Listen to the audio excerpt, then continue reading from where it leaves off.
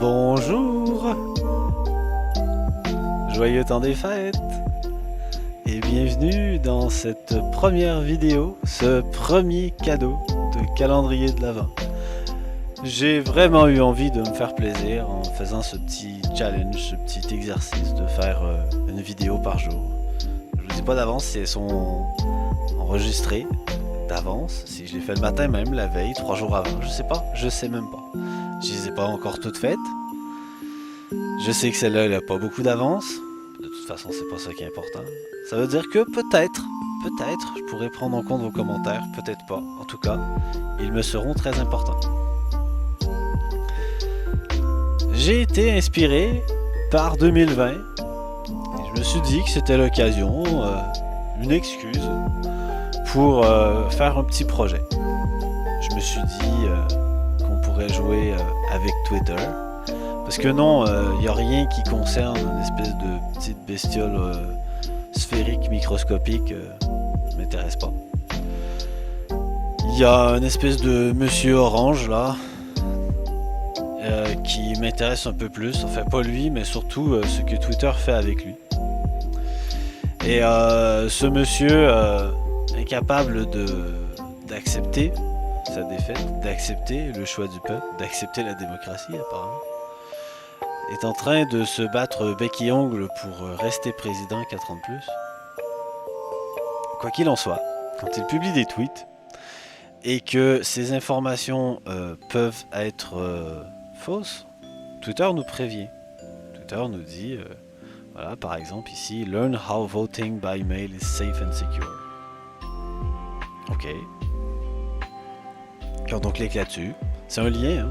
On a des informations qui nous montre, voilà comment ça marche, qui nous montre des informations pour infirmer le tweet, se faire son propre avis. C'est bien, hein, il laisse les gens publier ce qu'ils veulent en disant oups, attention.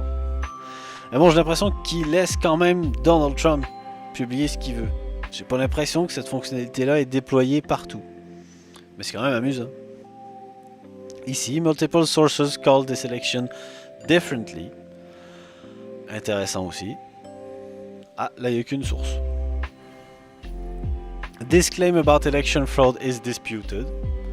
Bon, ben, c'est apparemment en ce moment débattu. Encore un message qu'on a vu. J'ai vu que ces trois-là de différents. Hein. Bref. Mais, en fait, le tweet qui m'a donné l'idée, c'est celui-là. Je présente Johan, ancien élève chez O'Clock, qui dit « Impossible de devenir développeur avec une formation de 6 mois. » Et ce message en dessous, par Twitter. « Official sources stated that this is false and misleading. » Bon, qu'on soit clair. C'est pas officiellement de Twitter le message. Il n'y a pas le lien pour cliquer, il n'y a pas la source, tout ça. Mais c'était amusant. Pendant les premières heures, et même sans trop y retourner, voire même les premiers jours, j'étais persuadé que c'était vrai. Que Twitter avait vraiment mis ça sur son tweet. Je trouvais ça assez drôle. Bon, en plus, c'est du troll de sa part, tout ça. Merci pour l'idée, tu le sais pas. Et bonjour à toi. Et joyeuse fête à toi. Quoi qu'il en soit, je me suis dit, et si on pouvait publier des fake news? On fait un petit générateur comme ça de fake news. Alors le générateur, en fait, il est humain. Les gens proposeront, vous proposerez des fake news que je partagerai, que je validerai pour qu'elles soient automatiquement envoyées grâce à l'API de Twitter sur un compte dédié. Et sur ce compte, on essaiera d'observer est-ce qu'il y a des tweets qui sont marqués comme fake news ou non. On essaiera de poster des tweets en anglais, en français, en ce que vous voulez. On essaiera d'éviter les doublons. On verra. On s'amusera après le 25 décembre. On est en train de se construire un jouet pour jouer avec pendant le temps des fêtes. Et peut-être commencer 2021 avec. Alors j'ai créé un compte de développeur auprès de Twitter.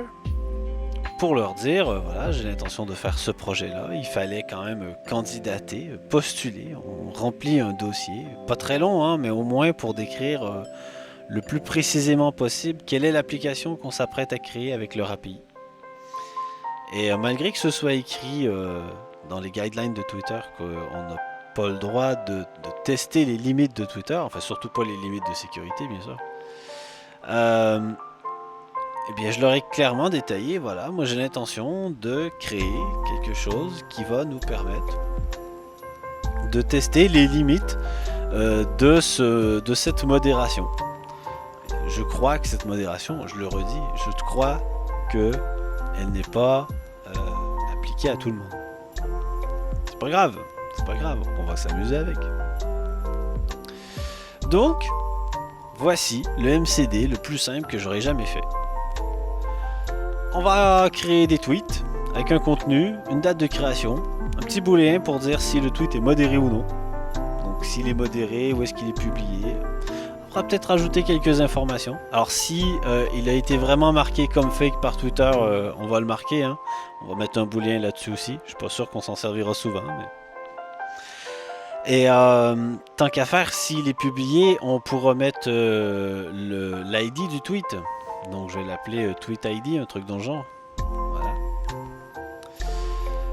Et puis il y aura une table pour des utilisateurs, simplement des utilisateurs admin qui auront le droit de se connecter sur l'application une fois qu'elle sera en ligne le 25 décembre. Et qui auront la possibilité de modérer les tweets. Ça sera certainement moi. Je sais pas si je serai entouré, j'en sais rien du tout. C'est le début de l'aventure. Voilà, c'est le début du projet. Et donc, quittons ça. Et allons dans notre superbe éditeur aux couleurs de Noël. Tada! Bah oui, ça pique un peu les yeux, mais on est habitué, hein, on aime bien à Noël que ça pique les yeux. On aime bien mettre des loupiottes partout. Petite lumière. Bon ben j'ai installé un nouveau projet Symfony. Il n'y a rien dedans, il n'y a aucune entité, il n'y a rien de créé. Ça sera pour les épisodes suivants. Pour ce premier épisode, je voulais surtout vous présenter le projet. Vous faire une petite mise en bouche. Essayer de voir si ça vous faisait envie de continuer ou non. Je pense que j'irai jusqu'au bout. Ce serait dommage de s'arrêter au tout début d'un calendrier de l'Avent, mais sait-on jamais. Donc, au prochain épisode, on commencera ensemble à mettre les entités, à faire un formulaire. On commencera à explorer l'API de Twitter, à voir comment est-ce qu'on se connecte avec ce truc qui est pas très simple. Peut-être qu'on va bloquer un peu à mi-chemin. Peut-être que j'aurai des petits soucis techniques, je sais pas, on verra. Sur ce, je vous souhaite une bonne journée et je vous dis à demain.